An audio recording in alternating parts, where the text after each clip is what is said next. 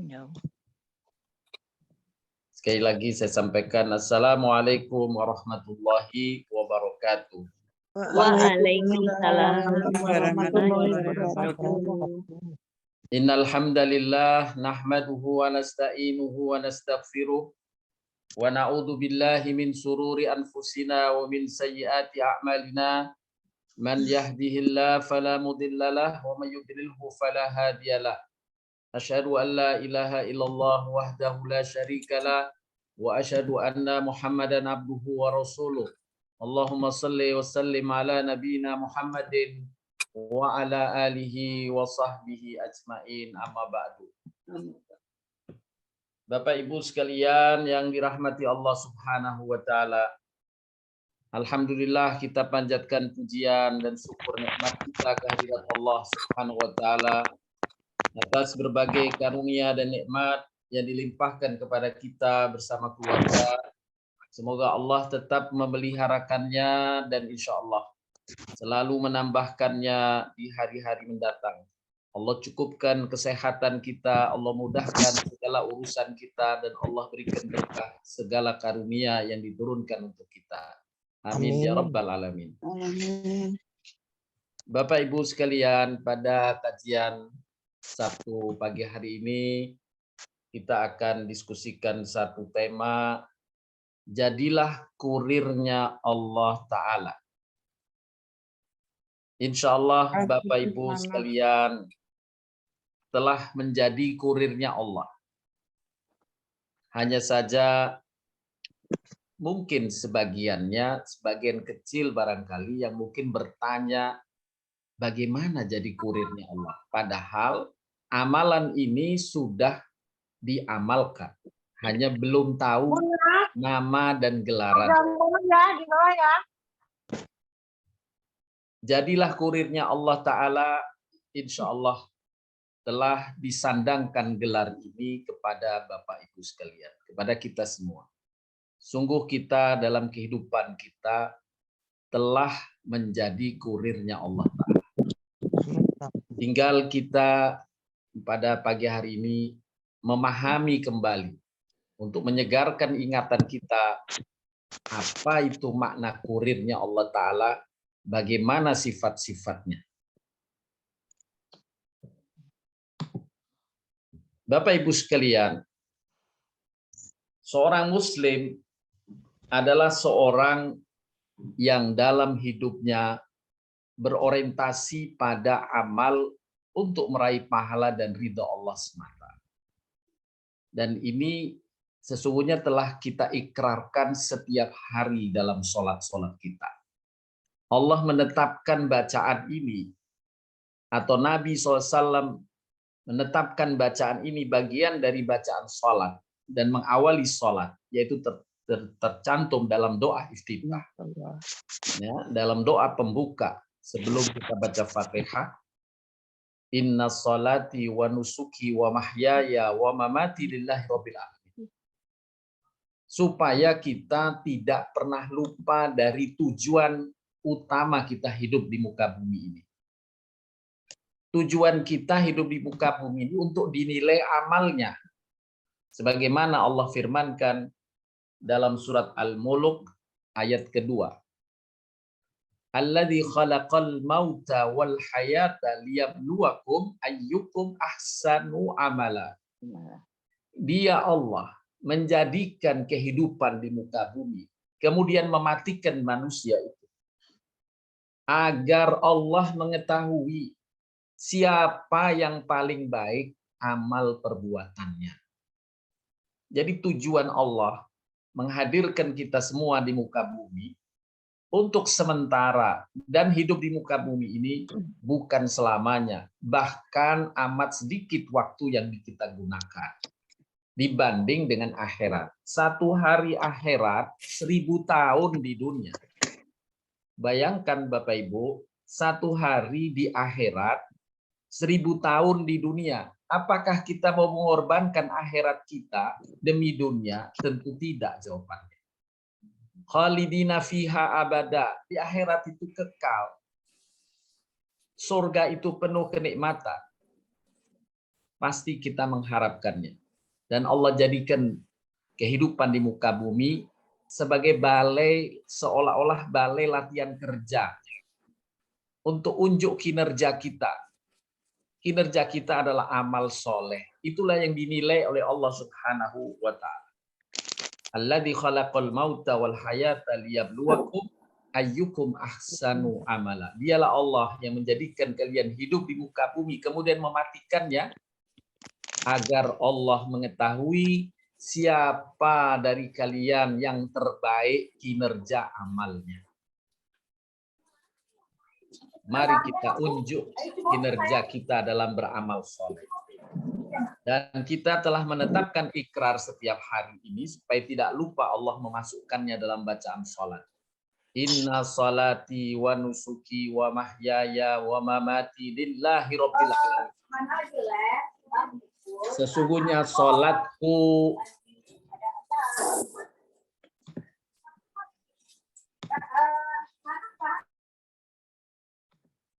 salatku, ibadahku, hidup dan matiku, yakni seluruh aktivitas hidupku, hanya untuk Allah Tuhan semesta alam. Nah, Bapak Ibu sekalian, aktivitas hidup kita itu ada yang masuk kategori ibadah mahdhah. Dalam sisi amal ada ibadah mahdhah, ada ghairu mahdhah. Kalau kita memahami bahwa ibadah-ibadah yang diperintahkan oleh Allah dan Rasul-Nya itu masuk dua kategori ini, ibadah mahdhah dan ibadah ghairu mahdhah. Yang dimaksud ibadah mahdhah seperti contohnya salat, hablu minallah, puasa, zikir, baca Quran, berumrah, berhaji. Ini adalah ibadah-ibadah mahdhah. Ibadah-ibadah khusus dalam kaitan memenuhi hak Allah untuk diibadahi, untuk disembah. Kita telah berikrar, iyyaka na'budu wa iyyaka nasta'in. Hanya padamu ya Allah kami menyembah. Inilah ibadah mahdhah. Kemudian ada ibadah ghairu mahdhah, yakni tidak masuk ibadah khusus tadi, dia masuk kategori ibadah muamalat, ya, ibadah mutaaddi, yakni peduli pada lingkungan, pada sesama, aktivitas keseharian, ya, untuk memenuhi hajat diri, memenuhi hajat keluarga, memenuhi hajat lingkungan, kebutuhan-kebutuhan lingkungan. Ini masuk kategori ibadah juga. Misalnya gotong royong, ya, di RT atau di RW itu bagian dari amal ghairu mahdhah, kepedulian pada sesama. Nah, sehingga kita diperintahkan melakukan aktivitas ibadah mahdhah dan ibadah ghairu mahdhah.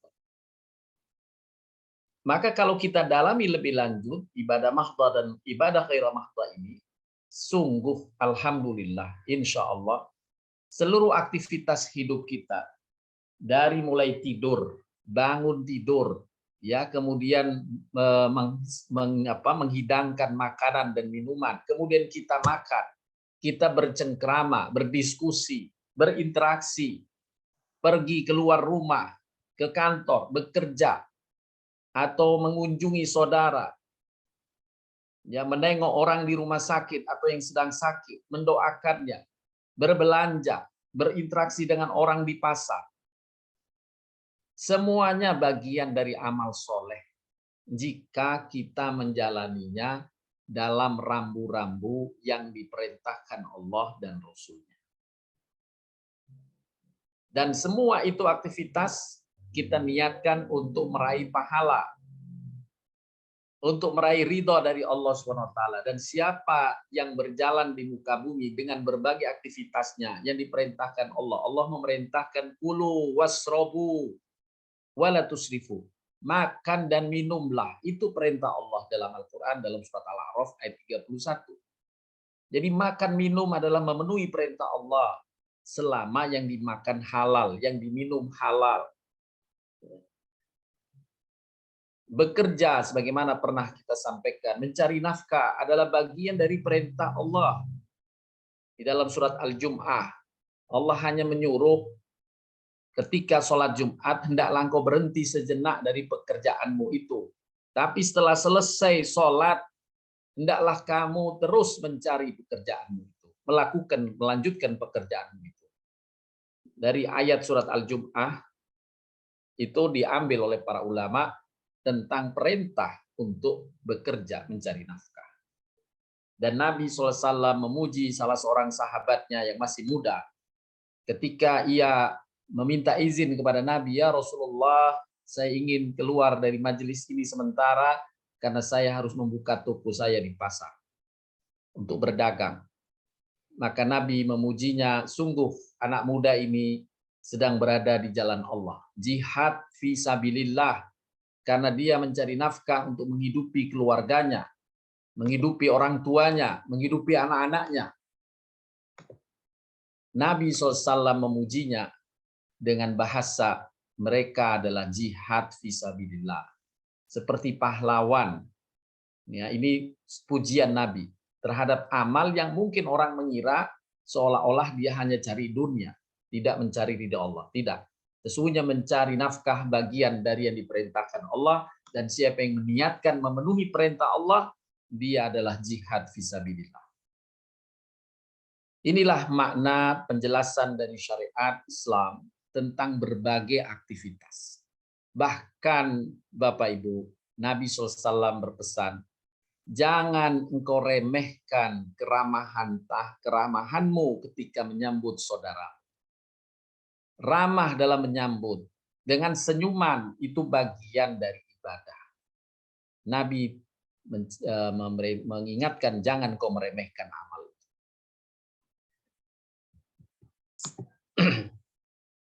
Sebaliknya, Bapak Ibu sekalian, seorang yang tidak sejalan dengan visi dan misi Muslim tadi, yang orientasi hidupnya berkarya untuk ridha Allah, untuk dapat pahala, karena ini sementara sebagai bekal dia di akhirat nanti. Itu visi Muslim tadi. Yang bertentangan dengan hal ini, bila orientasi hidupnya hanya untuk dapat dunia saja, menghalalkan semua cara, tidak mengikuti rambu-rambu untuk beramal kebajikan yang telah Allah tetapkan. Seperti hanya mengejar popularitas, hanya mengejar harta, tanpa peduli halal haramnya. Kemudian kenikmatan-kenikmatan lain yang disinyalir oleh Nabi SAW dalam sabda-sabda beliau tentang apa yang bakal terjadi di akhir zaman. Ya, semua manusia mengejar dunia.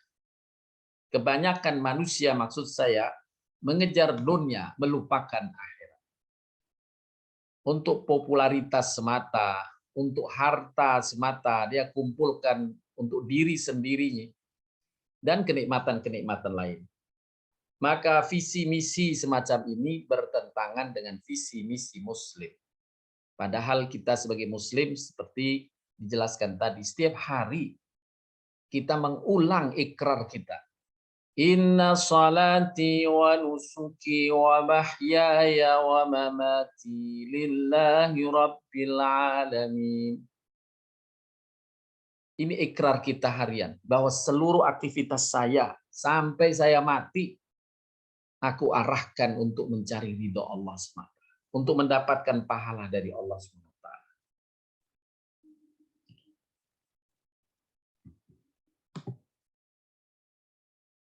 Selanjutnya, Bapak Ibu sekalian, Islam tidak melarang manusia meraih dan menikmati dunia sebagaimana Allah berfirman dalam surat Al-Qasas ayat 77. A'udzubillahi minasyaitonirrajim. Wabtahi fima ataqallahu daral akhirata wa la tansa nasibaka minad dunya. Al-ayah. Carilah olehmu, Allah menyuruh kita mencari. Mencari apa? Mencari rizki, mencari karunia Allah. Dengan apa? Dengan anugerah yang dengan apa-apa yang telah dianugerahkan Allah ini. Ya, dengan sumber daya waktu, sumber daya ilmu, sumber daya tenaga. Carilah rizki itu. Carilah kehidupanmu. Untuk apa? Untuk bekalmu di akhirat. untuk menjadi bekal di akhirat. Tetapi Allah ingatkan, wala tansa nasibaka minad dunya. Jangan kamu melupakan nasibmu dari kehidupan dunia. Nikmati sebagiannya untuk dirimu dan untuk keluargamu. Nikmati sebagiannya. Jangan kamu menghabiskannya untuk semuanya sebagai bekal akhirat. Nikmati kehidupan ini. Nah, ini perintah Allah dalam surat Al-Qasas 77 yang memberi arahan, yang dengannya para ulama bersepakat bahwa Islam justru mendorong untuk meraih kenikmatan dunia. Bahkan di dalam ayat surat Al-A'raf ayat 31-32, saya ingin menyampaikan dahulu terkait dengan asbabun nuzul ayat ini, sebab turunnya ayat ini. Jadi saat Nabi di Madinah sallallahu alaihi wasallam bersama sahabatnya, ada beberapa sahabat Nabi yang mengambil inspirasi dari kerahiban orang-orang Nasrani yang ada di kota Madinah saat. Jadi ada di Madinah itu kaum Nasrani dan ada kaum Yahudi. Dan kaum Nasrani di Madinah mengamalkan kerahiban sebagaimana yang Allah sampaikan dalam surat Al-Hadid, ya, surat ke-57. Allah SWT menyampaikan kabar tentang kerahiban yang dilakukan oleh sebagian kaum Nasrani di Madinah. Apa yang dimaksud kerahiban adalah kepasturan, kalau mungkin dalam bahasa sekarang. Mereka tidak mau menikah, kemudian menghindari dunia, ya, menghindari dunia. Mereka nggak mau makan makanan yang lezat, minuman yang nikmat, berpakaian-pakaian yang bagus, tidak mau. Maka sebagian sahabat Nabi yang bergaul dengan mereka mengambil inspirasi ini. Wah, benar juga ini, hebat juga dia. Kita harus mengejar akhirat, tinggalkan dunia. Pakaian nggak perlu, perhiasan nggak perlu, ya, nggak perlu yang bagus-bagus. Akhirnya mereka memakai pakaian yang lusuh-lusuh. Ya, masuk masjid dia pakaian lusuh, seolah-olah Allah ingin menilai apakah engkau mau meninggalkan dunia atau tidak. Dia tidak mau makanan yang lezat. Selalu kalau ada yang dihidangkan makanan, mereka menghindar. Maka Nabi melihat perilaku ini. Saat itu Nabi belum bisa mengambil keputusan untuk mengklarifikasi sikap-sikap sebagian kecil sahabat ini. Maka Allah SWT karena masih menurunkan ayat-ayatnya, mengklarifikasikan tentang apa yang dilakukan oleh sebagian sahabat ini. Yaitu mengklarifikasikan dalam ayat surat Al-A'raf 31-32. Allah SWT berfirman yang artinya, wahai anak Adam, pakailah pakaianmu yang indah-indah di setiap memasuki masjid. Dalam tafsir, walaupun di sini disebut masjid, ini sebagai kekhususan, ya, yang lebih khusus. Artinya, kalau kamu menganggap bahwa menuju Allah itu harus meninggalkan dunia, maka Allah perintahkan justru kamu di masjid harus pakaian bagus. Dengan kata lain, kalau di masjid saja sudah harus pakaian bagus, apalagi di luar masjid. Ya, tentu tidak dilarang untuk berpakaian bagus. Sekali lagi saya bacakan lengkap ayat ini. Wahai anak Adam, pakailah pakaianmu yang indah-indah di setiap memasuki masjid. Makan dan minumlah. Ya. Dan jangan kamu berlebih-lebihan. Yang Allah larang jangan berlebihan. Ya. Makanlah yang halal. Ya. Minuman yang halal, jangan berlebihan. Halalan thayyiban. Halal dan baik bagimu. Itu yang kau pilih. Sesungguhnya Allah tidak menyukai orang yang berlebih-lebihan. Lanjutan ayat ini, yakni surat Al-A'raf ayat ke-32. Katakanlah Muhammad. Nah, Nabi Muhammad diminta mengklarifikasikan kepada sebagian kecil sahabatnya. Siapakah yang mengharamkan perhiasan dari Allah yang telah dikaruniakannya untuk hamba-hambanya? Memang kamu ada informasi larangan dari Allah tentang perhiasan bagusnya pakaian dan sebagainya itu, emas berlian. Siapa yang mengharamkan? Kata Allah. Nggak ada, Allah tidak mengharamkan. Kemudian lanjutan ayat, siapa yang mengharamkan rizki yang baik berupa makanan, minuman, itu rizki dari Allah. Siapa yang mengharamkan? Kalau dia halal, maka Allah perintahkan kulu wasrobu. Kemudian Allah melanjutkan firman-Nya, katakanlah wahai Muhammad kepada mereka itu, semuanya perhiasan, bagusnya pakaian, makanan dan minuman, semua disediakan oleh Allah bagi orang-orang yang beriman dalam kehidupan dunia. Allah siapkan ini di dunia untuk orang beriman dalam kehidupan dunia. Bahwa orang-orang yang lain yang tidak termasuk golongan orang beriman memanfaatkannya, Allah tidak larang. Tapi tujuan sesungguhnya Allah siapkan itu untuk hambanya yang beriman. Jadi tidak benar ungkapan bahwa dunia ini milik orang kafir, orang mukmin di surga nanti di akhirat. Tidak benar sama sekali. Allah membantah melalui ayat ini. Semuanya disediakan bagi orang beriman dalam kehidupan dunia. Jadi sumber daya alam yang Allah anugerahkan ini hendaklah orang beriman yang berupaya untuk mengelolanya dengan sungguh-sungguh. Dia nggak boleh meninggalkannya. Ini amanah langsung dari Allah. Makmurkan bumi. Ambil manfaat dari bumi. Wala tansa nasibaka minad dunya. Jangan kamu lupakan nasibmu, sejahteramu di muka bumi. Bahkan seorang orang tua dipesankan dalam Al-Quran, dalam surat An-Nisa ayat ke-9. Surat An-Nisa, surat ke-4, ayat ke-9, Allah Subhanahu wa Ta'ala berfirman,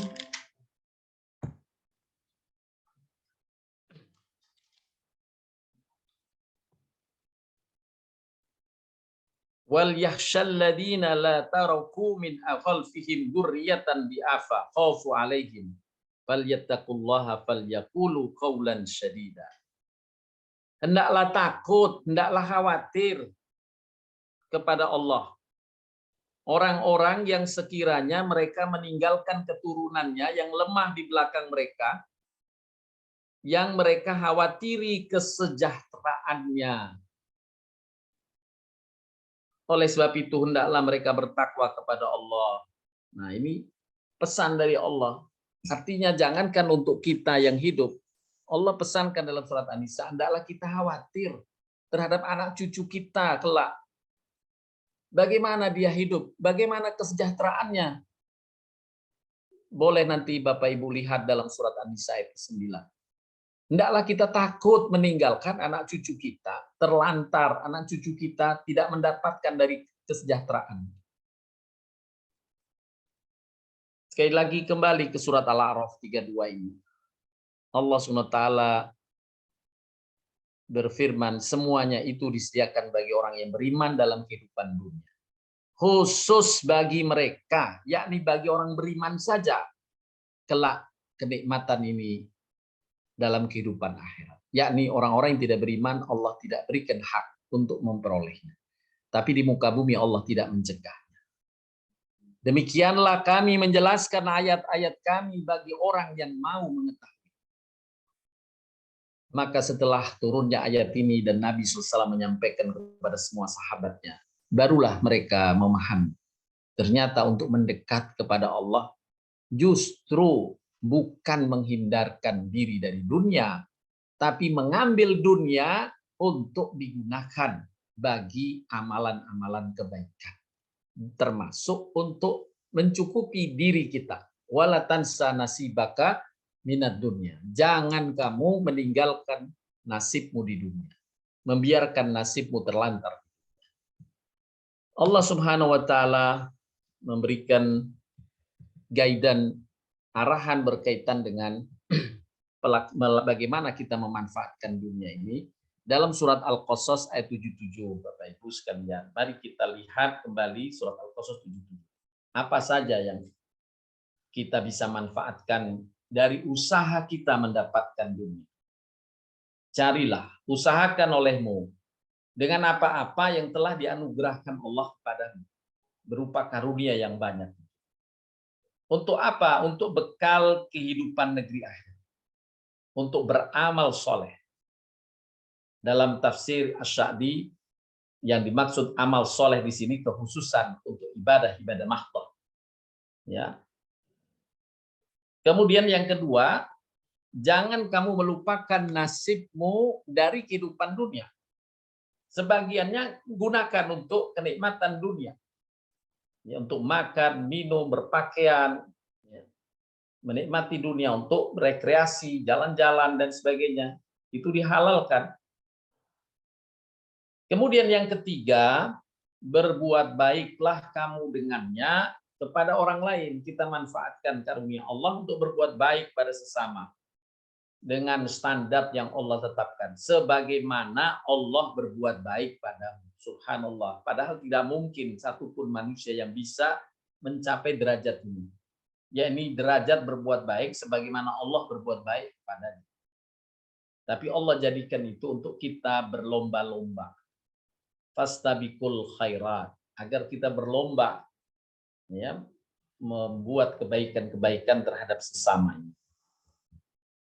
Kembali kepada bahasan kita tadi surat Al-A'raf ayat ke-31 dan 32.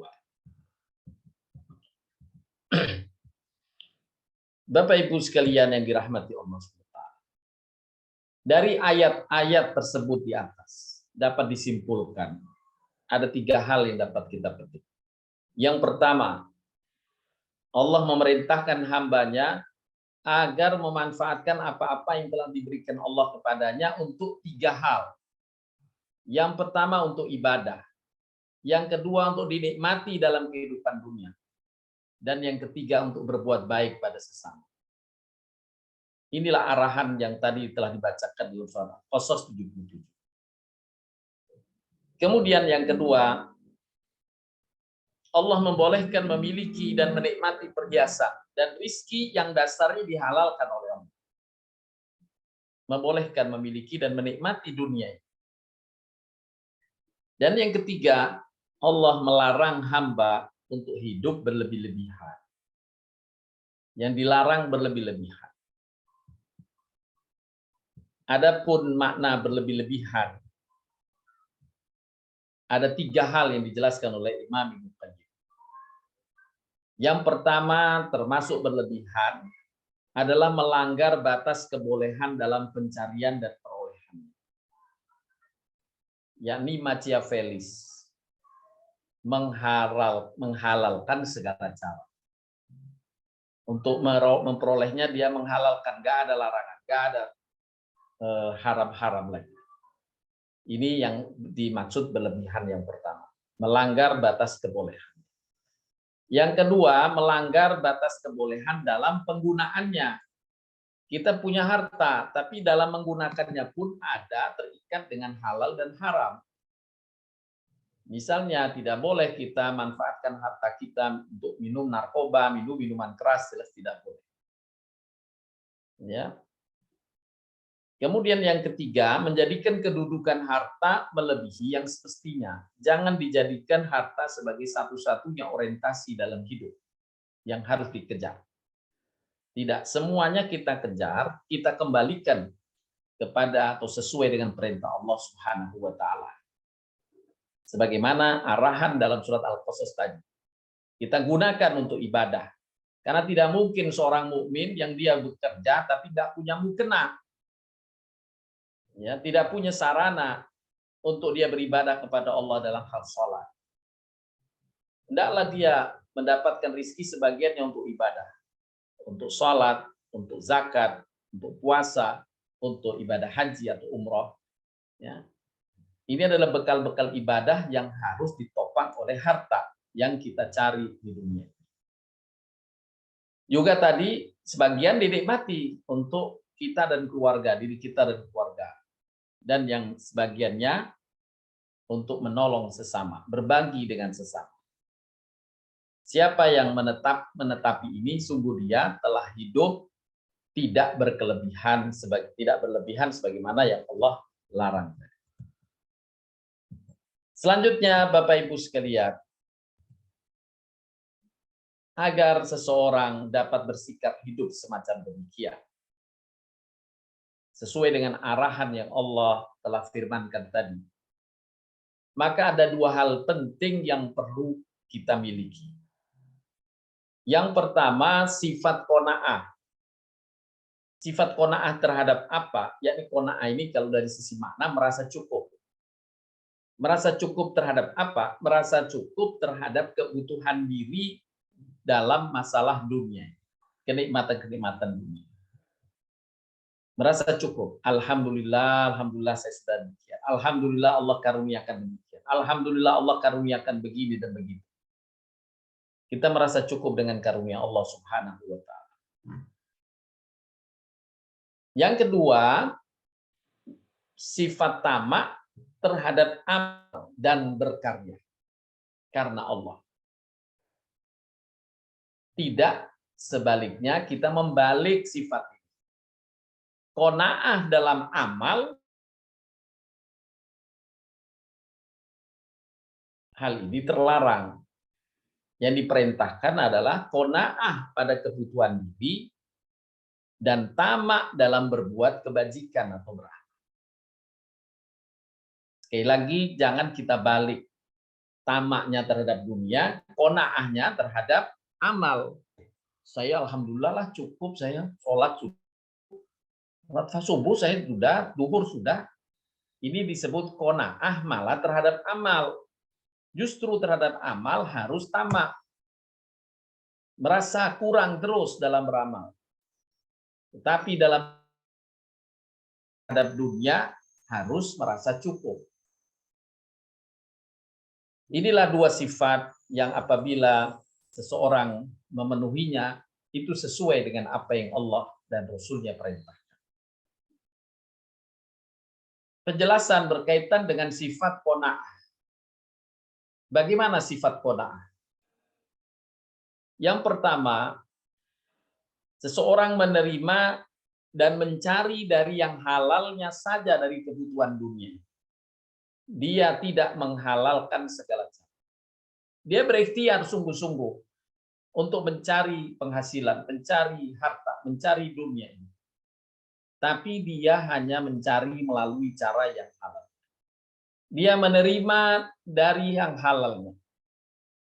Tidak berpikir menghalalkan segala cara. Ini qanaah yang pertama. Yang kedua, tidak berlebihan dan sederhana dalam keinginan dan memanfaatkan harta untuk kebutuhan diri.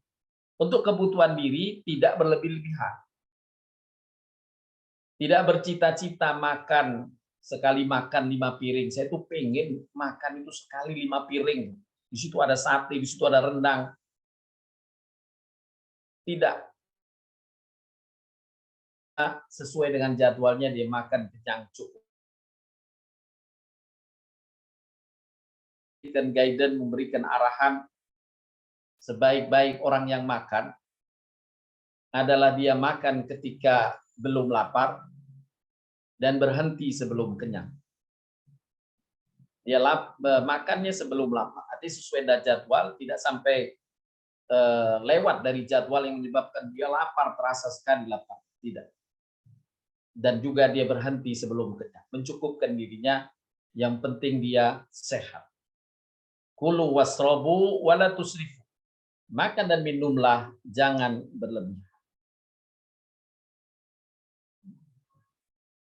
Kemudian yang ketiga, merasa cukup atas apa yang diberikan Allah kepadanya dalam kebutuhan dirinya. Ya, merasa cukup atas apa yang Allah karuniakan kepadanya.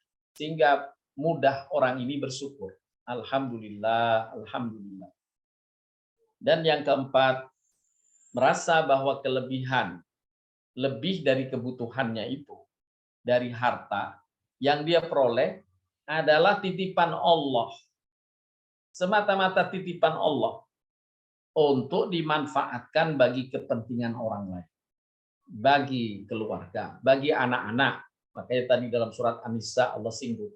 Hendaklah setiap orang mukmin khawatir meninggalkan anak-anak yang tidak sejahtera. Hendaklah dia takut pada Allah, bertakwalah kepada Allah.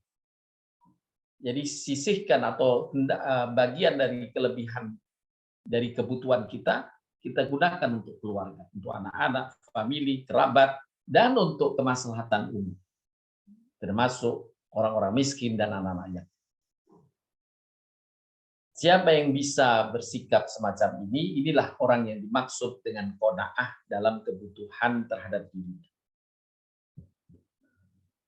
Adapun lawan dari qanaah adalah tamak, yakni orang yang senantiasa haus terhadap dunia untuk kebutuhan dirinya, berlebihan, dan selalu ingin memperbanyak harta dengan rakus, menghalalkan segala cara. Kadangkala untuk mendapatkannya ia rela terhina.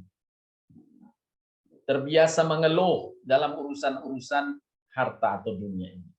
Dan selalu meminta.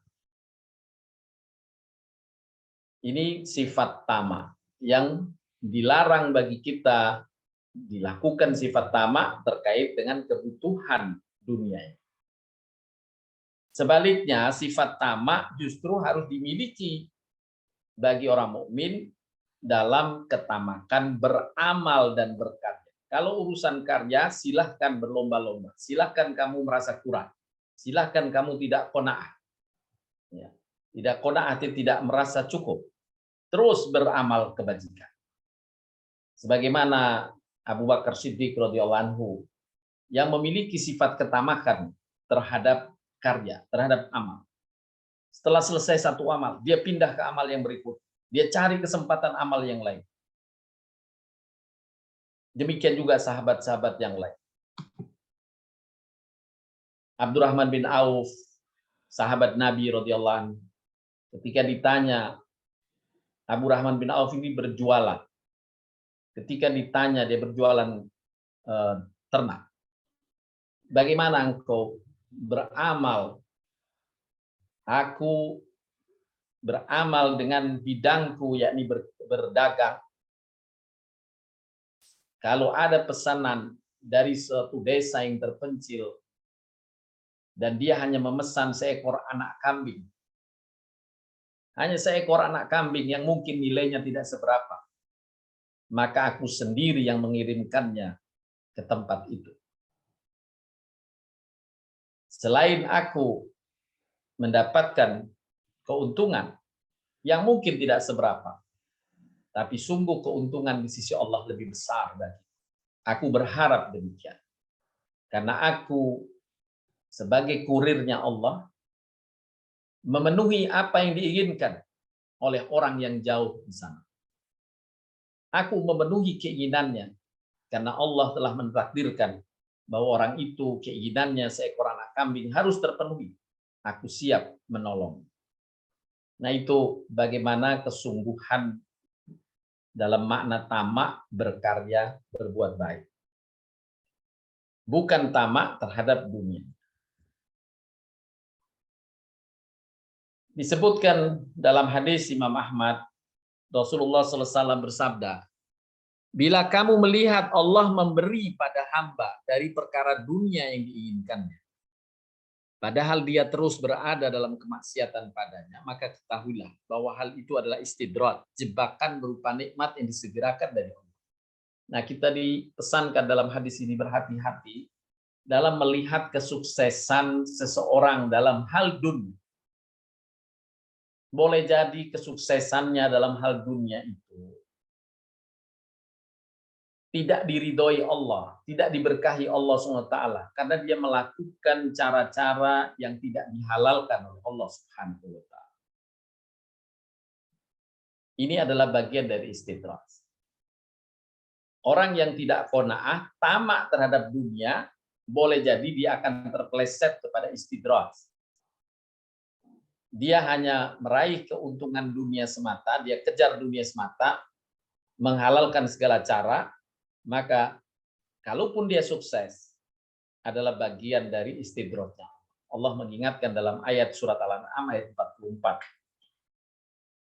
Falamma nasu ma dzukiru bihi fatahna 'alaihim abwaaba kulli syai' hatta idza farihu bima utu akhadnahum ba'tatan fa idahum mublisun. Maka tatkala mereka melupakan peringatan yang telah diberikan kepada mereka, kami pun membukakan semua pintu-pintu kesenangan untuk mereka. Dibuka oleh Allah pintu kesenangan. Padahal dia justru melupakan peringatan Allah. Sehingga apabila mereka bergembira dengan apa yang telah diberikan kepada mereka, kami siksa mereka dengan sekonyong-konyong. Maka ketika itu mereka terdiam, berputus asa. Inilah istidrat yang jadi peringatan dari Allah untuk kita hamba-hamba ini. Jangan menghalalkan segala cara dalam mencari dunia. Bapak Ibu sekalian yang dirahmati Allah SWT, di dalam hadis Nabi SAW berpesan, sesungguhnya harta itu berwarna hijau serta manis. Maka barang siapa yang mengambilnya dengan kemurahan jiwa, niscaya diberikan berkah baginya pada harta itu. Dan barang siapa mengambilnya dengan nafsu serakah, yakni tamak, niscaya tidak diberikan berkah baginya pada harta itu. Seperti orang yang makan dan tidak pernah kenyang. Naudzubillah min dzalik. Terus dia dapat, dia terus cari, tapi nggak manfaat. Cepat hilang harta itu. Naudzubillah min dzalik. Sebaliknya sifat qanaah, merasa cukup terhadap kebutuhan diri itu, akan melahirkan sikap iffah, yakni menjaga diri dari sikap yang tidak baik, menghinakan diri di depan manusia. Ini lawan dari iffah. Iffah adalah menjaga marwah diri terkait dengan dunia di mata manusia. Nabi SAW bersabda, barang siapa berupaya iffah, yakni menghindarkan dari hal-hal yang tidak terpuji dalam kaitan dengan harta, niscaya Allah akan menjadikannya terpuji. Dan barang siapa qanaah, niscaya Allah akan memberikan kecukupan bagi. Justru Bapak Ibu, kalau sifat qanaah menghujam dalam diri kita, Allah cukupkan kebutuhan kita. Sifat tamak justru Allah cabut keberkahannya. Jika kita tidak tamak dalam hal dunia, Allah cukupkan dan Allah berkahi.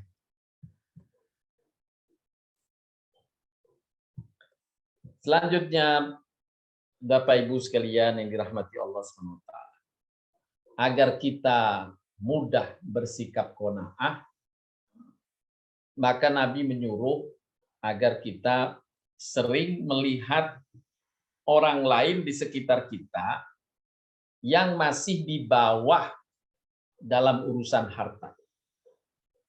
Perhatikan pada orang yang di bawah kamu dalam urusan dunia. Jangan kamu memperhatikan pada orang-orang di atas kamu. Jika engkau lakukan itu lebih baik bagimu dan pasti kamu tidak menghinakan nikmat Allah. Dengan kita melihat kehidupan orang-orang fakir, miskin, yang lebih di bawah dari kita akan mensyukuri nikmat Allah. Alhamdulillah, alhamdulillah, alhamdulillah. Terus akan berzikir alhamdulillah. Dan sebagaimana kita sampaikan dalam bahasan sebelumnya, zikir yang terbaik adalah zikir menyebut memuji Allah, ya, dalam keadaan kita tafakur, dalam keadaan kita mengkaitkan dengan benar-benar pikiran kita hadir. Seperti tadi mensyukuri itu ketika kita melihat, ya Allah, alhamdulillah Engkau berikan saya ini, banyak orang yang belum Engkau beri karunia ini. Engkau pilih saya, ya Allah, alhamdulillah, alhamdulillah, alhamdulillah. Terus tidak henti-henti ucapan alhamdulillah yang mungkin muncul dari hati yang khusyuk semacam. Nah, inilah sekali lagi pesan Nabi dapat kita amalkan. Perhatikan orang di bawah kamu. Jangan kau lihat orang-orang di atas kamu dalam urusan dunia. Niscaya kamu akan menjadi orang yang pandai mensyukuri nikmat Allah.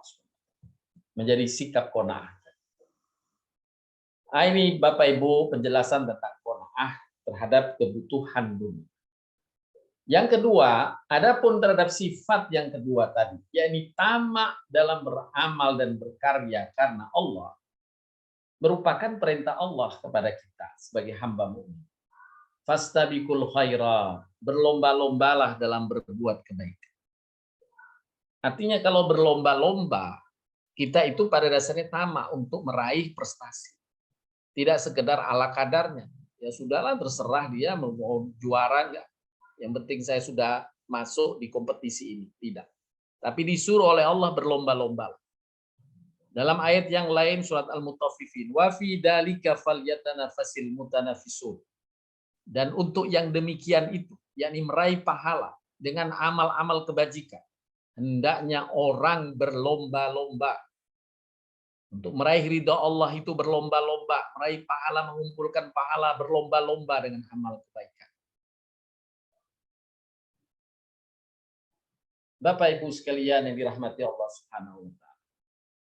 Siapa yang memiliki sifat qanaah dalam kebutuhan dunia dan tamak dalam beramal kebajikan, sungguh orang itu telah menjadikan dirinya sebagai kurirnya Allah Subhanahu wa taala. Menjadi kurirnya Allah Subhanahu wa taala. Dia bersungguh-sungguh mencari dunia.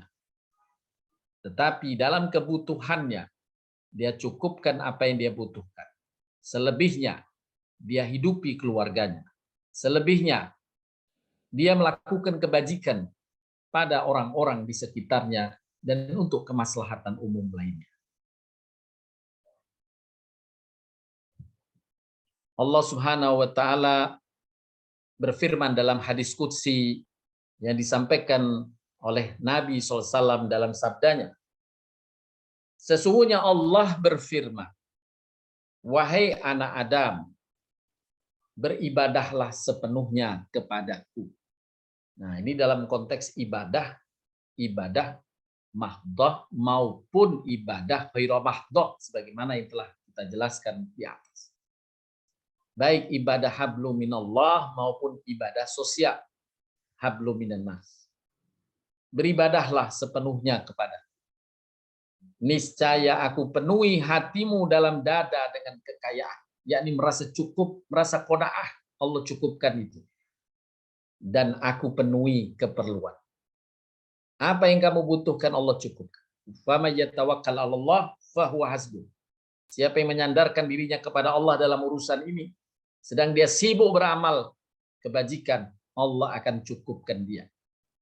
Sebaliknya, dalam lanjutan hadis qudsi ini, jika kalian tidak lakukan yang demikian, jadi orientasinya bukan ibadah, orientasinya hanya mencari dunia semata, niscaya aku penuhi tanganmu dengan kesibukan dan tidak aku penuhi keperluanmu. Na'udzubillah min dzalik. Sibuk tapi nggak dapat apa-apa. Na'udzubillah min dzalik. Hendaklah kita menjadi kurirnya Allah. Semua aktivitas kita niatkan lillahi ta'ala. Sesuai dengan ikrar, inna salati wa nusuki wa mahyaya wa mati lillahi rabbil alamin. Niscaya Allah akan lapangkan hati kita dan Allah cukupkan keperluan hidup kita. Tidak dipungkiri bahwa salah satu pendukung seseorang untuk beramal adalah harta. Dunia tadi. Yang kita cari. Syariat Islam menghukumi sesuatu yang merupakan wasilah untuk menjalankan kewajiban, maka wajib diusahakan. Sehingga kita terdorong untuk mengusahakannya. Bersungguh-sungguh untuk mengusahakannya. Menghidupi keluarga adalah wajib. Dan untuk memenuhinya kita harus mencari nafkah. Misalnya. Maka mencari nafkah terkait dengan hal itu mendapatkan keberkahan dan bagian dari ibadah itu sendiri. Dengan demikian, seorang muslim yang menyadari bahwa kepada dirinya Allah telah memberi amanah. Amanah berupa kewajiban-kewajiban. Dan memerintahkan kepadanya banyak berbuat kebaikan pada sesama. Sebagaimana dalam surat Al-Qasas tadi. Wala tansa nasibaka minad dunya wa aksin kama ahsanallahu ilaik. Berbuat baiklah kepada sesama sebagaimana Allah telah berbuat baik kepadamu. Dan tidak dipungkiri bahwa wasilah untuk itu salah satunya adalah kekayaan dunia. Maka mengusahakannya, mendapatkannya dengan niat untuk menjalankan kewajiban dengan baik agar dapat lebih banyak beramal soleh merupakan hal yang diperintahkan dalam syariat Islam. Oleh karenanya seorang muslim berusaha dan berikhtiar memperoleh kekayaan tersebut dengan niat mencukupi kebutuhan dirinya, ya, dalam kenikmatan dunia. Karena Allah tadi berpesan wala tansa nasibakan minad dunya. Jangan kamu lupakan nasibmu di dunia. Yang kedua, agar dapat menjalankan kewajiban-kewajiban dan sunnah dari ibadah, ya, baik untuk diri dan untuk keluarga. Dan yang ketiga, dapat berbuat baik untuk sesama, karena ia memahami benar sabda Nabi, sebaik-baik muslim adalah orang yang paling banyak manfaatnya pada manusia. Khairun nas anfa'uhum linnas. Inilah pesan Al-Quran dalam surat Al-Qasas 77. Pesan Allah kepada kita, hambanya yang beriman, yang taat kepadanya, untuk mencari dunia ini dengan arahan pemanfaatannya untuk negeri akhirat, tidak melupakan nasibnya di dunia, dan untuk berbagi atau berbuat baik pada sesama dengan orang lain sebagaimana Allah berbuat baik pada. Berbuat baik pada sesama inilah yang akan meraihkan gelar seseorang hamba menjadi kurirnya Allah Ta'ala. Sesungguhnya Allah telah mentakdirkan bagi setiap hambanya rizki. Allah takdirkan rizki, bukan kita yang memberikan rizki. Termasuk kepada anak-anak kita. Allah yang menetapkan rizki anak-anak. Tapi Allah kadang butuh dan menyengaja melewatkan rizki itu melalui tangan-tangan hambanya. Dan siapa yang mau menyampaikan rizki ini kepada Allah, kepada hamba yang Allah telah tetapkan rizkinya, maka sungguh ia hakikatnya menjadi kurirnya Allah Subhanahu wa ta'ala. Kepada anak-anak kita, sungguh kita menjadi kurirnya Allah untuk menghidupi anak-anak kita itu.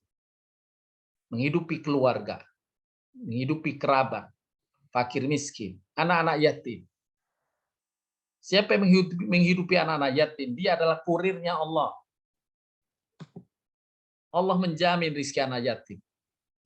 Cuma sekali lagi Allah kadang memerlukan sebagai bukti, maukah kita menjadi kurirnya Allah? Siapa yang mau menjadi kurirnya Allah?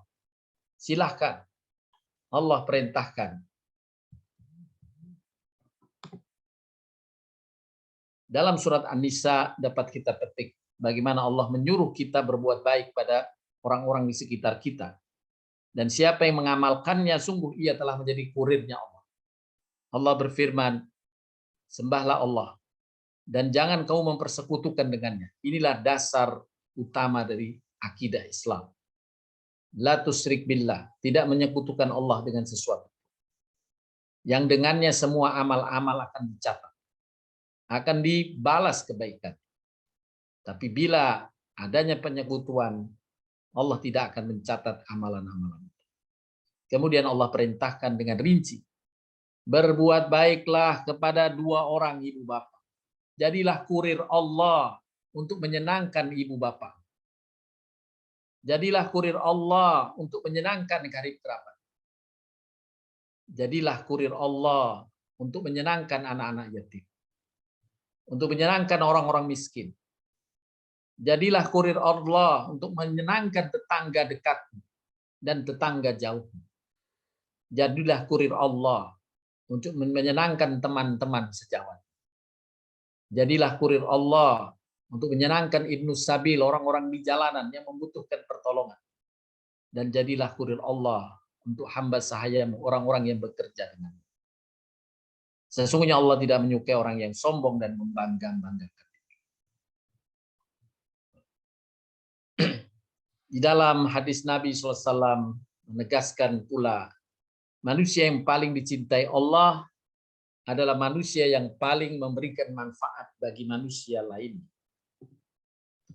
Adapun amalan yang paling dicintai Allah. Jadi ketika kita memberi manfaat pada manusia lainnya, sesungguhnya kita kurirnya Allah. Karena hakikatnya sekali lagi, yang memberi manfaat itu Allah. Hanya Allah titip pada kita. Kalau kamu mau silahkan kamu menyenangkan dia. Kalau kamu nggak mau, aku cari orang lain untuk menyenangkan dia.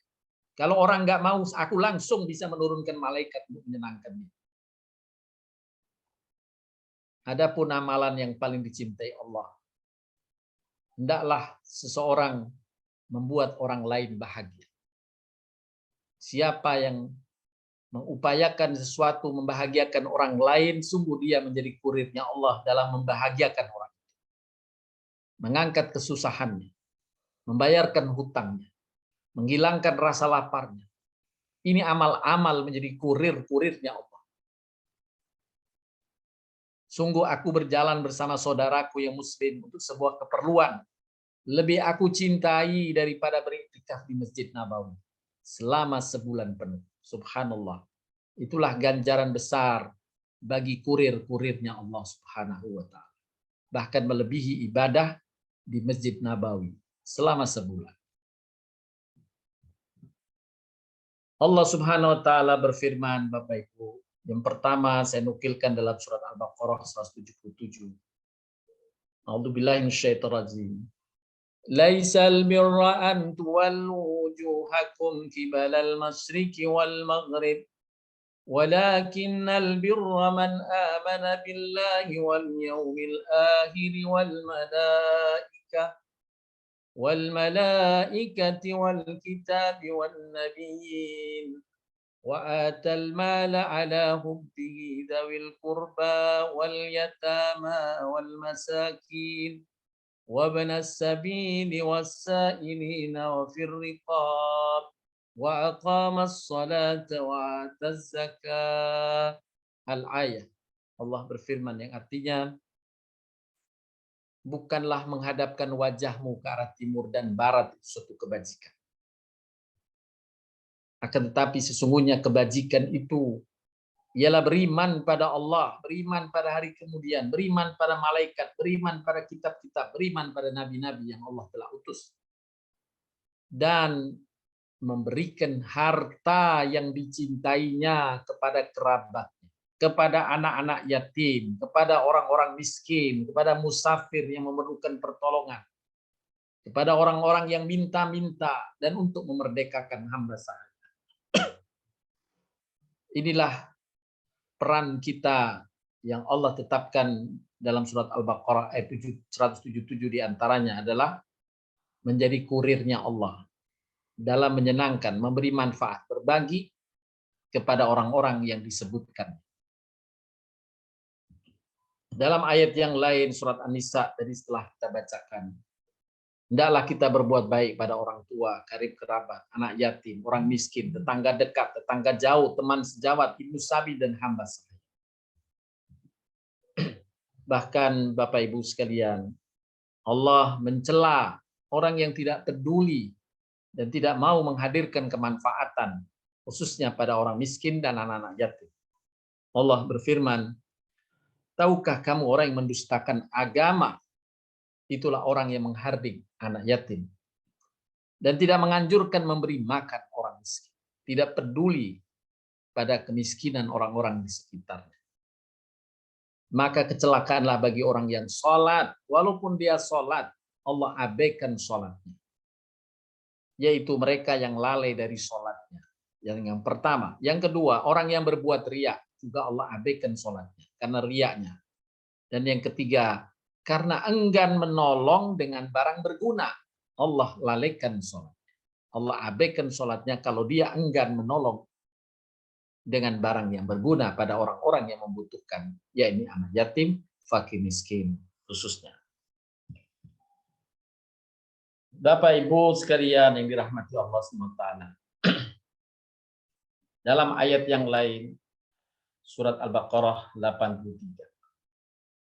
Allah SWT berfirman yang artinya, dan ingatlah ketika kami mengambil janji dari Bani Israel, yaitu jangan kalian menyembah selain Allah. Sembahlah Allah saja. Dan ini perintah Allah yang pertama yang sering diulang. La tusyrik billah, jangan menyekutukan Allah. Sembahlah Allah yang esa. Qul huwallahu ahad. Allahus samad. Lam yalid wa lam yulad. Wa lam yakul lahu kufuwan ahad. Yang kedua, berbuat baiklah kepada ibu bapa. Sekali lagi kalau kita menggunakan bahasa kurirnya Allah. Allah minta kita menjadi kurirnya. Sampaikan kebaikan itu kepada ibu bapa. Sampaikan kebaikan pada kaum kerabat, yakni keluarga, anak-anak masuk di dalam kerabat. Anak-anak kita, pasangan kita masuk dalam kerabat. Paman, bibi, dan sebagainya. Sampaikan kepada anak-anak yatim di sekitarmu. Dan orang-orang miskin di sekitarmu. Serta ucapkanlah kata-kata yang baik kepada manusia. Wa qulu linnasi husna. Ucapkanlah kata-kata yang baik kepada manusia. Baru kemudian Allah perintahkan kita sholat dan zakat. Dirikanlah sholat dan zakat. Ternyata Bapak Ibu, setelah kita berbuat baik pada lingkungan, pada sesama, menjadi kurirnya Allah, Allah jadikan kita kurir yang baik. Ucapkanlah kata-kata yang baik pada manusia. Jangan kalian menyakiti dengan kata-katamu orang lain. Siapa yang bisa memerankan amalan ini, sungguh dia telah membahagiakan manusia, tidak menyakiti manusia, dan sungguh ia telah menjadi kurirnya Allah Subhanahu wa Ta'ala. Bapak Ibu sekalian yang dirahmati Allah Subhanahu wa Ta'ala. Ketika seseorang mengamalkannya, maka sungguh ia tergolong orang-orang yang bertakwa. Dan janji Allah dalam surat At-Talaq bagi hambanya yang bertakwa. Barang siapa bertakwa kepada Allah, niscaya Allah akan mengadakan baginya jalan keluar dari segala perkara yang menyusahkannya, serta memberinya rizki dari jalan yang tidak diduga-duganya. Allah cukupkan hidupnya dari rizki yang tidak diduganya. Kadang Allah menyampaikan rizki itu, sebagian kamu bisa gunakan untuk diri dan keluargamu, tapi jika engkau amanah, sebagian sisihkan kepada orang-orang yang diperintahkan Allah untuk berbagi kita padanya.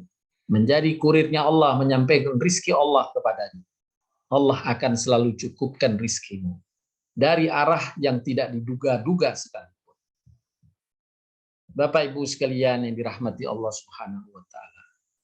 Inilah yang dapat disampaikan dalam kajian kita pagi hari ini dengan tema jadilah diri kita menjadi kurirnya Allah Subhanahu wa Ta'ala.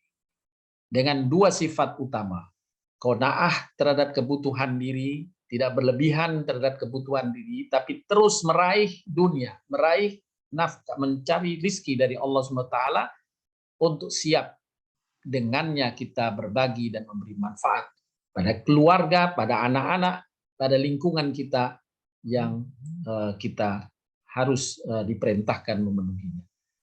Demikian, terima kasih atas perhatiannya. Untuk selanjutnya dipersilahkan bila ada yang ingin didiskusikan lebih lanjut. Baik, jazakallah khairan katsira Pak Ustadz. Sama-sama. Ada pertanyaan dari Bu Nakia, silakan Bu Nakia. Terima kasih Mbak Lili. Assalamualaikum warahmatullahi wabarakatuh. Waalaikumsalam warahmatullahi wabarakatuh. Materi yang bagus sekali Ustadz. Terima kasih.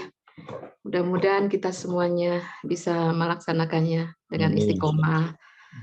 Ada beberapa hal yang perlu saya tanyakan dan mendapatkan konfirmasi dari Ustadz ini. Terkait dengan keharusan kita untuk, atau saran Allah untuk kita sebagai kurirnya gitu ya. Dengan diekspresikan memberi kemanfaatan bagi orang lain, membahagiakan mereka, mengurangi kesusahan gitu, dan seterusnya sebagaimana yang telah Ustadz sampaikan tadi. Nah, saya menangkap kesan bahwa perintah ini adalah terbatas hanya pada faktor ekonomi atau barang. Apakah betul pengertian itu? Bagaimana seandainya kepada teman sejawat, kan itu salah satu tadi pihak yang perlu kita bahagiakan, teman sejawat yang sedang berkesusahan, dia secara ekonomi cukup, dia hanya sekedar ingin berbagi, ngobrol, menyelesaikan masalahnya sehingga dia happy atau bahagia. Apakah itu juga termasuk dalam kategori kurir Allah itu, Ustadz? Baik, ya. Satu lagi ya Ustadz. Boleh, silakan. Satu lagi, ini fenomena sehari-hari yang mohon maaf kalau saya mengatakan seperti itu. Jadi ada kecenderungan atau ada sebagian ketika kita memberikan bantuan kepada rekan gitu ya, rekan sejawat, tapi responnya justru misalnya hutang piutang gitu. Teman tersebut malah justru menunjukkan niat yang kurang baik ya, misalnya tidak serius mengembalikan pinjaman itu, berlama-lama tanpa ada etikat gitu, etikat untuk mengembalikan. Nah, memang lebih baik kalau kita mengikhlaskan kan gitu ya. Allah mengatakan seperti itu kalau kita berhutang. Tapi kan sebaiknya tidak itu yang justru muncul kan. Dengan utang piutang itu justru menjadikan kita semakin akrab kepada teman sejawat itu, muncul rasa percaya, saling peduli gitu kan Ustadz. Ya. Nah, dua hal itu Ustadz mohon Baik. diberikan penjelasan. Terima kasih. Terima Assalamualaikum kasih, Bu warahmatullahi Rafia. wabarakatuh. Assalamualaikum warahmatullahi wabarakatuh. Terkait pertanyaan pertama, memang benar, sebagaimana pernah kita diskusikan tentang macam-macam kedermawanan. Bahwa kedermawanan itu tidak sekedar dengan harta atau uang. Ya, betul. Menolong orang tidak sekedar dengan harta atau uang. Bahkan dengan kata-kata pun termasuk bagian menolong. Sebagaimana ayat yang tadi saya nukilkan surat Al-Baqarah 83. Allah berfirman di sini, berbuat kebaikanlah kepada ibu bapak, kepada kaum kerabat, kepada anak-anak yatim, dan orang-orang miskin. Kemudian diakhiri dengan kalimat, ucapkanlah kata-kata yang baik kepada manusia. Nah, kadang kata-kata ini disebutkan oleh Imam Al-Qayyim, ada satu kata yang menyemangati seseorang yang bertumpu pada kata-kata itu, yang tadinya berputus asa, dengan kata-kata itu dia pegang, memotivasinya, bahkan dia hidup lebih baik. Setelah sekian tahun dia balik kepada orang yang pernah mengucapkan, melontarkan kata-kata penyemangat itu. Terima kasih, engkau telah mengubah hidupku dengan kata-kata dan nasihat. Nah, itu kata-kata yang penuh makna, yang pahalanya besar. Disebutkan oleh Imam Nawawi, ya, kata-kata, satu kata-kata boleh jadi melejitkan derajatmu di surga. Karena kata-katamu ternyata menyelamatkan seseorang. Dan siapa yang menyelamatkan nyawa seorang, dia sungguh telah menyelamatkan nyawa seluruh penduduk bumi. Begitu besar hanya lewat kata-kata, bukan tenaga. Bisa dengan kata-kata, seorang yang mau bunuh diri bisa selamat. Nah, inilah di antara amal tadi. Jadi menolong orang tidak dengan kata-kata, tidak dengan hanya harta, maksud saya ya. Dengan kata-kata pun bisa, dengan tenaga bisa, seperti Nabi menyebutkan, engkau mengangkatkan barang saudaramu ke dalam tumpangannya, itu adalah sedekah. Jadi berbagai bentuk pertolongan, mengajak diskusi, memberi nasihat juga bagian dari pertolongan. Ini jawaban yang pertama. Jadi bukan sekedar dengan harta. Baik, terima kasih. Kemudian yang kedua, tadi berkaitan dengan hukum syariat dalam amal-amal sosial yang transaksional. Ya, ada hukum-hukum transaksional. Seperti tadi kita diperintah untuk berbuat baik kepada orang miskin, di antara orang yang membutuhkan, kita menolong, itu suatu kebaikan. Tapi bagi orang yang ditolong, ya disebutkan, sungguh orang yang tidak bisa berterima kasih kepada manusia, ia tidak mungkin berterima kasih kepada Allah Subhanahu wa Ta'ala. Kenapa? Karena berterima kasih pada manusia itu nyata, bukan gaib. Ya, orangnya dikenal, orangnya dilihat, gitu. Yang membantunya diketahui, dia kenal orangnya, bantuannya jelas, lihat akadnya. Yang bisa tadi menghutangkan jelas. Tapi dia tidak mengapresiasi, tidak berterima kasih, tidak sungguh-sungguh untuk membalasnya atau memenuhi janjinya. Sungguh dia, bagaimana mungkin dia bisa bersyukur kepada Allah yang gaib? Ya, yang gaib, yang dia tidak ketahui bahwa Allah telah menolongnya. Nah, disitulah kata Nabi, siapa yang pandai berterima kasih pada sesama, sungguh dia pandai berterima kasih kepada Allah. Dan sebaliknya, siapa yang tidak pandai berterima kasih pada sesama, sungguh dia tidak mungkin berterima kasih kepada Allah Subhanahu wa Ta'ala. Jadi ini akad transaksinya. Jadi bagi yang syariat Islam, bagi yang berkemampuan didorong untuk memberi bantuan, syariat yang lain bagi yang dibantu diperintahkan untuk memenuhi bantuannya. Nah, kalau tadi kasus hutang, ya, bagaimana ajaran Islam berkaitan dengan orang yang berpiutang? Maksudnya yang berhutang. Orang yang berhutang ini diancam keras bahwa kalau hutangnya belum terbayar sedangkan dia sanggup membayarnya, tapi dia abai terhadap hutang itu, ya, sungguh di akhir di padang mahsyar nanti, saat semua manusia diadili, dia diakhirkan proses pengadilannya. Bayangkan Bapak Ibu, kita antri di satu tempat saja, misalnya dalam antrian kita mau mengirim uang atau di bank gitu. Ya, kalau kita tiba-tiba antri panjang, kita gelisah, ya. Kita gelisah. Nah, bayangkan kita diakhirkan proses pengadilannya di padang mahsyar nanti kalau kita masih punya hutang yang kita mampu membayar tapi kita tidak membayar. Ini ancaman keras. Kemudian Nabi SAW kalau mensolati orang atau mensolati jenazah, selalu Nabi nanya kepada keluarganya, apakah dia punya hutang? Ya, ditanyakan apakah masih punya hutang. Kalau keluarganya bilang benar ya Rasulullah, dia masih punya hutang. Nabi SAW menyampaikan kepada beberapa sahabat di depan umum, disampaikan, ketahuilah saudara kita ini punya hutang. Siapa dari kalian yang sanggup melunasi hutang? Nah, kalau ada satu kali hutang dan sebagainya, para sahabat berebut untuk melunasi hutangnya. Tapi kalau orang ini telah terciri di depan masyarakat bahwa dia sering berhutang nggak membayar, naudzubillah min dzalik, semoga kita dilindungi dari hal semacam ini. Allah memudahkan kita untuk memenuhi hutang-hutang kita. Nah, bila tidak terpenuhi, artinya orang sudah menciri, semua orang menciri, dia hutang biasa, hutang. Maka nggak ada satupun sahabat yang membantu, maka Nabi permisi. Wahai menyuruh Abu Bakar, wahai Abu Bakar, gantikan aku sebagai imam sholat jenazah ini dan aku akan meninggalkan. Rasul pergi nggak mau mensolatkan jenazah yang ada hutang, yang sampai diciri oleh masyarakat bahwa dia kalau berhutang nggak mau bayar. Naudzubillah min dzalik. Itu ancaman keras.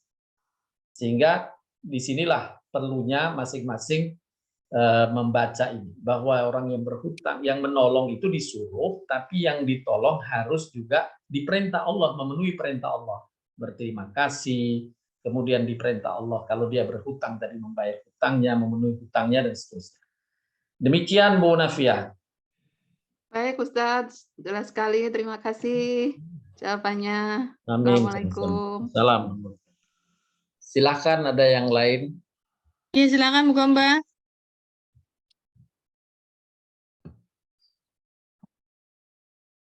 Assalamualaikum warahmatullahi wabarakatuh. Waalaikumsalam. Terima kasih Pak Ustadz atas materinya dan terima kasih Mbak Lili atas kesempatannya. Pertanyaan saya ini Ustadz seperti biasa ya, saya tuh bertanya, tapi kadang-kadang bingung sendiri, ini bener nggak sih nanya kayak gini ya? Tapi karena saya betul-betul bingung, jadi saya bertanya. Begini Ustadz, jadi gini, manusia itu, kita semua ya, mendapat hak atau hadiah lah katakan, bahwa kita secara material, secara barang, bisa mempergunakan segala apa yang sudah disediakan oleh Allah Ta'ala, asal kita melakukannya di dalam kaidah-kaidah atau syariat yang sudah ditentukan. Tapi di lain pihak, secara moral, kita merasa cukup atas anugerah itu. Ya, dan Ya, kemudian kalau kita anugerahnya tuh tiba-tiba dapat banyak seperti Ustadz tadi katakan bahwa itu adalah titipan Allah, berarti itu yang kelebihan itu berarti hak-hak orang yang harus kita lakukan pemberdayaannya, baik itu dengan kata-kata atau dengan barang atau dengan benda atau dengan ide gitu ya. Nah, sekarang batas-batasnya di mana? Lawang orang cukup itu relatif, ya. Apalagi kalau orang biasa-biasa sudah berjanji akan melakukannya. Begitu dia cukup, kemudian dia lupa. Nah, batas-batasnya di mana sehingga tidak terlihat di dalam masyarakat ada yang kaya banget tetapi ada yang biasa banget gitu. Kapan kita harus sadar supaya kita itu tahu pasti bahwa iki wis kakean, ayo ini udah kebanyakan, harus kamu mulai gini-gini. Kapan itu kita bisa? Karena kadang-kadang orang lupa dan di sini tentu setan dan iblis akan mengganggu-ganggu kita ya. Itu masih punya kamu tuh, bukan punya orang. Nah, sekarang batas-batas itu tipsnya Ustadz, jadi supaya baik, kita tidak tergelincir di dalamnya. baik. Terima kasih Ustadz. Sama-sama Bu Gomba. Jadi yang pertama adalah kita diperintah untuk terus berikhtiar mencari tadi rizki dengan cara halalnya. Ya, kuncinya di halalnya. Lalu kita dapat rizki itu dan Allah bagikan rizki pada hambanya berbeda-beda. Nah, tetapi untuk memenuhi kebutuhan itu ring perbedaannya tidak terlalu besar sebenarnya. Range kebutuhannya. Ya, contoh aja yang gampang. Apakah Bu Gomba sehari makan itu sampai 30 piring? Tidak. Ya, semua yang hadir di sini nggak ada yang sampai 30 piring sehari. Artinya kebutuhan kita secara kodrati itu sudah relatif, walaupun berbeda-beda satu dengan yang lain, tapi ada batas yang tidak mungkin kita lampaui. Justru kalau melebihi itu menjadi penyakit bagi kita. Ya, menjadi penyakit bagi kita. Nah, demikian juga untuk yang lain, perhiasan sebagainya. Adakah orang yang memakai gelang, memakai emas itu sampai dia nggak bisa memakai gelang emas, sampai nggak bisa berjalan karena beratnya emas di gelang di lengannya? Tidak mungkin juga. Jadi ada yang ini. Adakah orang yang pakai handphone itu 10 handphone di kantongnya setiap dia jalan? Tidak juga, ya. Jadi ada kebutuhan yang bervariasi antara satu dan lain, tapi pasti ada batasnya kebutuhan. Ya, tidak mungkin satu rumah ada 10 TV gitu, tidak mungkin. Mungkin. Ya, ya kalau rumahnya istana. Ya, dia mesti ada, artinya sesuai dengan kebutuhannya, itu yang dihalalkan. Tidak boleh mubazir, nah itulah. Ya, tidak boleh kemubaziran. Innal mubadzirina kana ikhwanus sayatin.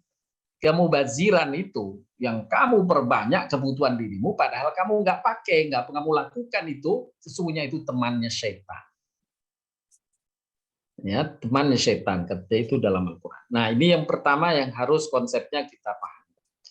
Kemudian yang kedua, dari hasil yang kita peroleh itu terbagi menjadi dalam gambaran yang saya sajikan ini, Bu Komba.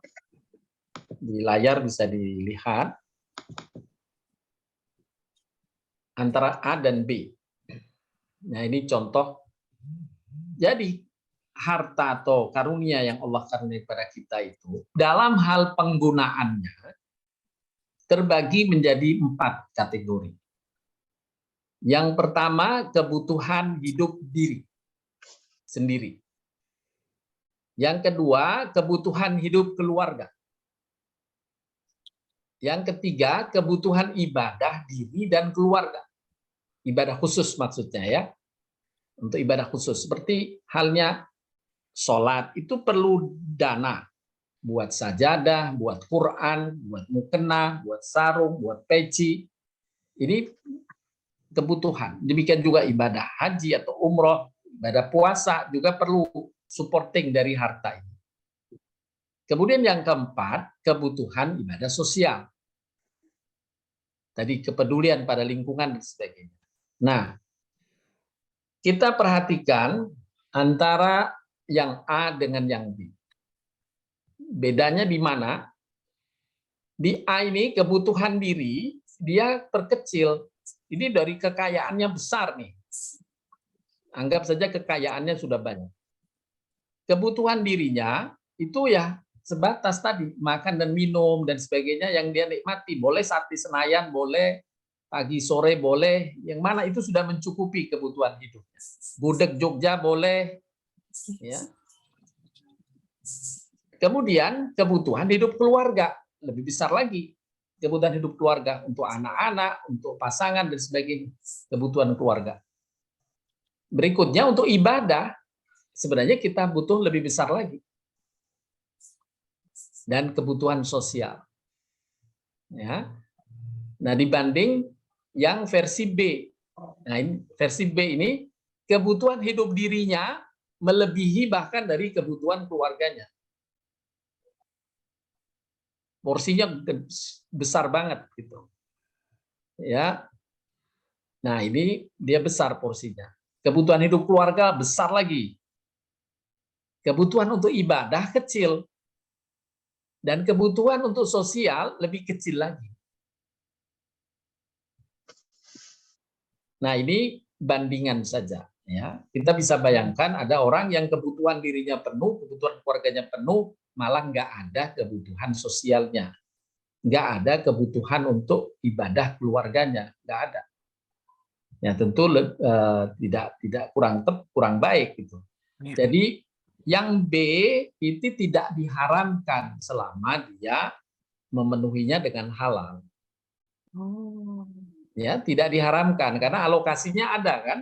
Kebutuhan diri ada. Wala tansa nasibaka minad dunya. Jangan kamu lupakan nasibmu untuk mendapatkan dunia. Itu dia penuhi dengan cara yang halalnya, dia penuhi ya.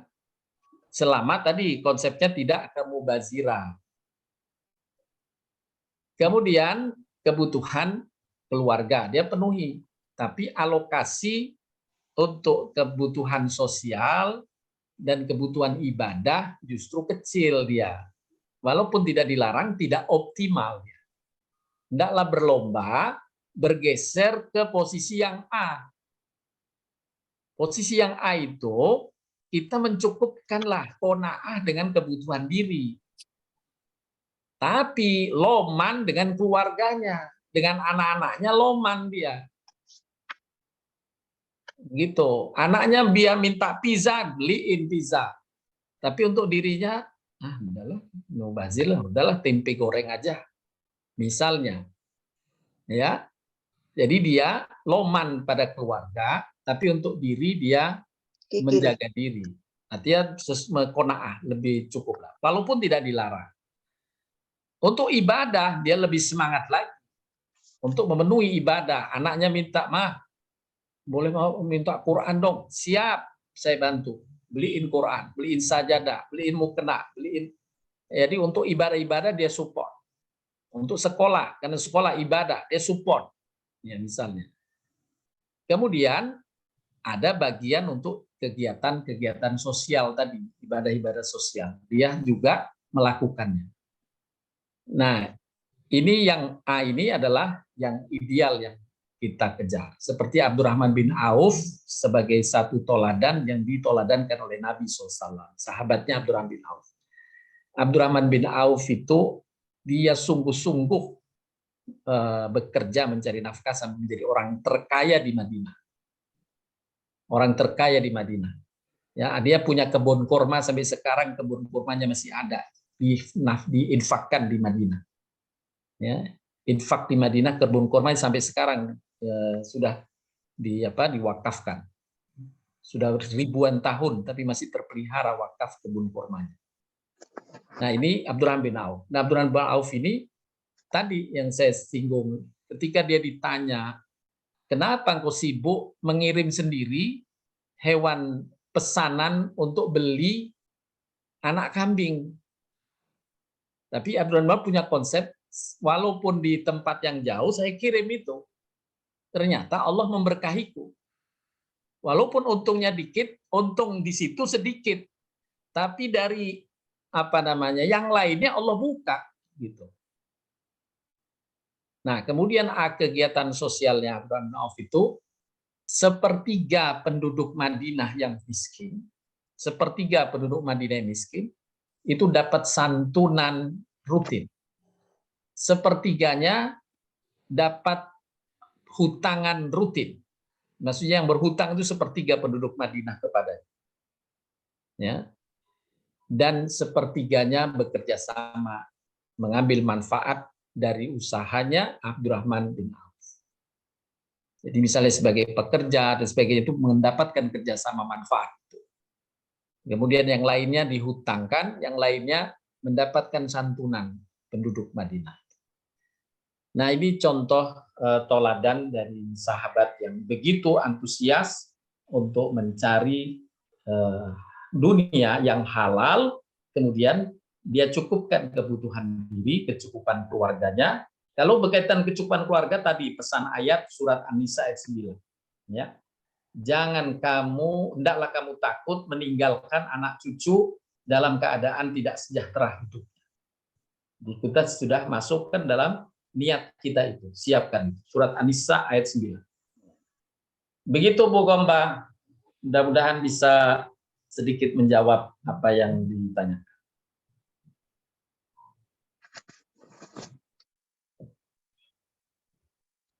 Iya Ustadz, terima kasih. Jadi sekarang memang kelihatan di dalam masyarakat ada yang lebih, terus ada yang tidak. Tapi mereka semua tetap di dalam koridor yang tidak melanggar syariat. Itu ya Ustadz ya? Betul. Oh, iya.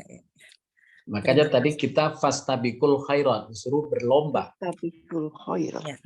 Iya, disuruh berlomba. Matur nuwun Ustadz, terima Sami-sami kasih. Bu.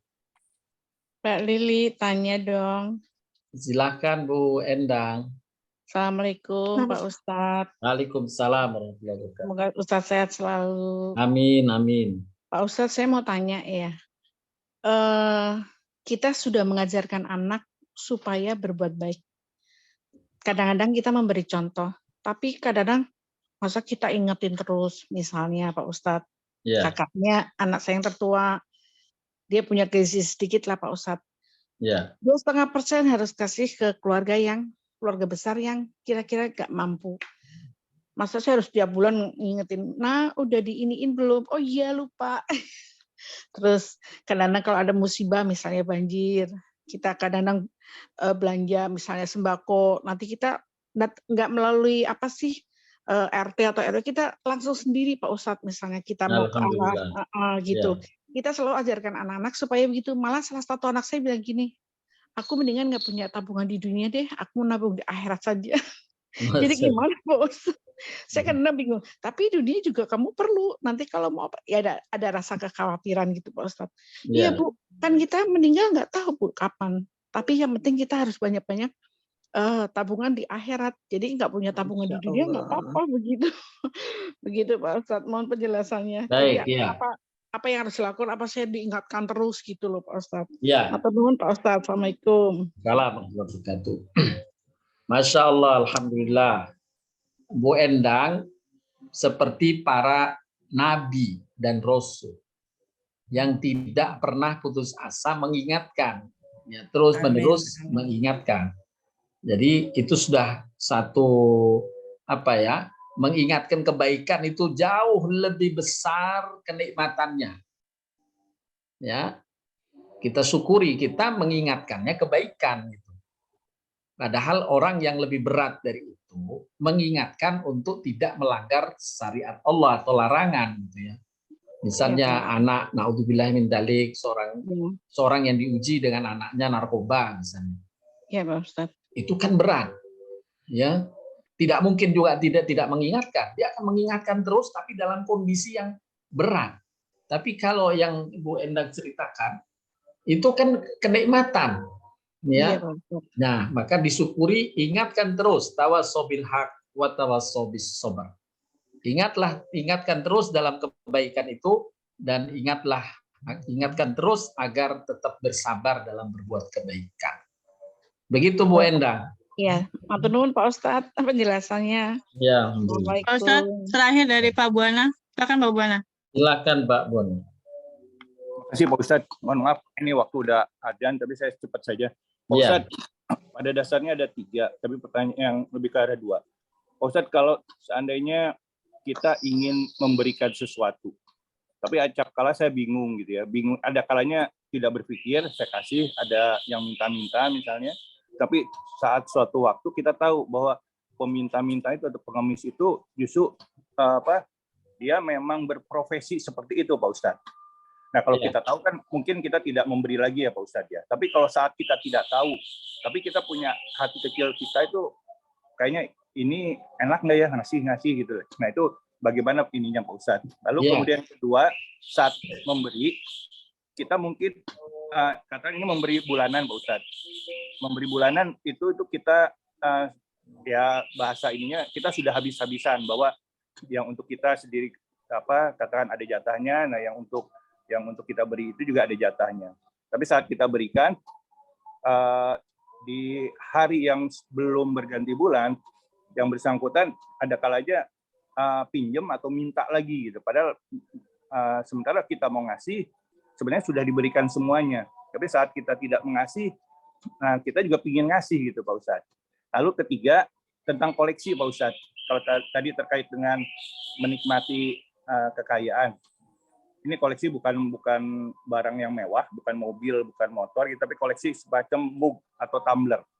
Nah itu kira-kira gimana? Saya khawatir juga dengan istri bilang ini nanti dihisab. Padahal saya itu udah notonya udah penataannya sudah betul-betul di ini, tapi karena khawatir dihisab, jadi akhirnya saya yang sudah tadi ditoto benar, akhirnya saya ini lagi dipakai, tapi jadi tataannya jadi berubah lagi gitu Pak Ustadz. Mohon masukannya Pak Ustadz. Terima kasih. Tadi seperti yang terakhir dulu sepertinya, nanti saya balik jawabannya. Jadi yang pertama adalah kalau kita mendapatkan rezeki dan rezeki itu halal, Allah Subhanahu wa taala menjelaskan hak kita untuk mengelolanya ya sebatas yang bukan bagian dari zakat. Gitu. Jadi keluarkan zakatnya maka seluruhnya menjadi hak kita. Nah, untuk tindak lanjut setelah zakat dikeluarkan itu menjadi tingkatan-tingkatan pahala saja. Ya, tingkatan pahala. Jadi tidak menjadi dosa bagi kita. Ya, karena itu menjadi amalan-amalan sunnah selain yang wajib-wajib sudah dipenuhi ya. Nah, itu jadi termasuk yang koleksi seperti itu di dalam surat Shad itu juga dikisahkan Nabi Sulaiman yang mengkoleksi kuda-kuda. Ya, kuda-kuda yang cepat, yang hebat-hebat itu Nabi Sulaiman hobi mengkoleksi ini. Nah, selama pertama dia tidak mengabaikan hak-hak fakir miskin, ya, dia tetap alokasikan seperti itu tadi tidak berdosa, ya, tidak berdosa. Ini yang terakhir tadi jawabannya. Kemudian untuk pertanyaan yang sebelumnya, bagaimana memberikan kepada orang yang minta dan tidak minta? Memang di Al-Quran berikan sedekahmu kepada yang minta dan kepada yang tidak meminta. Tetapi memang Allah Subhanahu wa taala di dalam surat Al-Baqarah 274 ya. 273 menjelaskan tentang kelebihan orang yang bersedekah kepada fakir miskin yang tidak meminta. Itu dilebihkan oleh Allah pahalanya. Ya, lalu bagaimana kok bisa dilebihkan? Karena kalau tidak meminta, berarti kita ada effort untuk lebih tahu, memikir mana ya yang butuh. Karena dia tidak meminta kan, bahkan di ayat itu disampaikan, engkau tidak tahu, orang banyak tidak tahu bahwa dia membutuhkan. Tapi kita memberinya berarti kita sedang meneliti itu, mendata mana yang kerabat atau saudara, tetangga yang tidak minta, tapi dia sesungguhnya butuh. Nah, saat itu nilai pahalanya lebih besar. Ya, tapi tidak dicegah kalau ada orang minta. Kecuali, nah di sini ada pengecualian. Kalau kita sudah mendapatkan sangkaan kuat, kholabatuz zon, bahwa dia adalah modus. Ya, melakukan satu tipu daya dan sebagainya, modus sangkaan kuat, maka sudah boleh kita tidak memberikannya. Nah, itu sangkaan kuat ya, kholabatuz zon. Nah, ini artinya kan modus dan sebagainya itu jelas kita harus cegah bersama-sama untuk tidak membiasakan atas nama kebutuhan dan sebagainya kemudian dia menghutang atau meminta bantuan dan sebagainya, padahal dia dengan cara-cara tidak benar, yaitu kebohongan-kebohongan. Begitu Pak Buana. Ya, satu lagi Pak Ustadz, ya, tadi awal. Yang tadi saya tanyakan paling awal. Jadi dalam kami katakanlah dengan fulan itu kami mengalokasikan katakanlah apa ya, bisa katakan bantuan, misalnya katakanlah 100 gitu ya. Nah, itu 100 itu sudah hasil perhitungan, sudah hasil bahwa kita sudah membagi-bagi. Nah, ini yang 100. Tapi ada kalanya di tengah bulan atau mungkin baru 3 minggu atau 3 minggu kemudian si fulan itu bisa nggak pinjem gitu, bisa nggak ini, padahal kita ini justru sudah dihabiskan untuk keperluan pribadi, keperluan ibadah dan lain-lain. Itu bagaimana Pak Ustadz? Ya, jadi tadi amal-amal semacam itu hak pada orang yang memberi ya. Jadi dia boleh pesan Al-Quran, kalau lebih baik kamu menyatakan tidak memberi dengan kata-kata yang baik daripada kamu memberi dengan ngomelan. Jadi udah kita pilih, karena ini tidak nyaman, udah kita jawab aja, mohon maaf, untuk kali ini saya belum bisa, karena sudah terbagi dengan saudara-saudara yang lain. Nah, dikasih informasi itu juga penting untuk disosialisasikan kepada yang bersangkutan, sehingga tidak dia akan tahu tempatnya pada tempatnya. Jadi kita harus jawab pula kalau ada kegelisahan semacam itu, kalau memang sudah terbagi ya sampaikan aja. Mohon maaf untuk kali ini saya belum bisa membantu karena alokasi dana untuk hal ini telah saya bagi kepada yang lain. Begitu Pak Buana. Terima kasih Pak Ustadz. Clear. Baik Bapak Ibu sekalian, Bu Lili, bisa kita cukupkan, kita tutup kajian kita. Baik Pak Ustadz, silakan. Baik Bapak Ibu, terima kasih atas perhatiannya. Semoga Allah limpahkan rahmat, keberkahan, keafiatan kepada Amin. kita. Amin ya rabbal alamin. Mohon maaf bila ada kata yang kurang berkenan. Kita tutup dengan kafarat majelis. Subhanakallahumma bihamdika asyhadu an la ilaha illa anta astaghfiruka wa atubu ilaik. Assalamualaikum warahmatullahi wabarakatuh. Waalaikumsalam.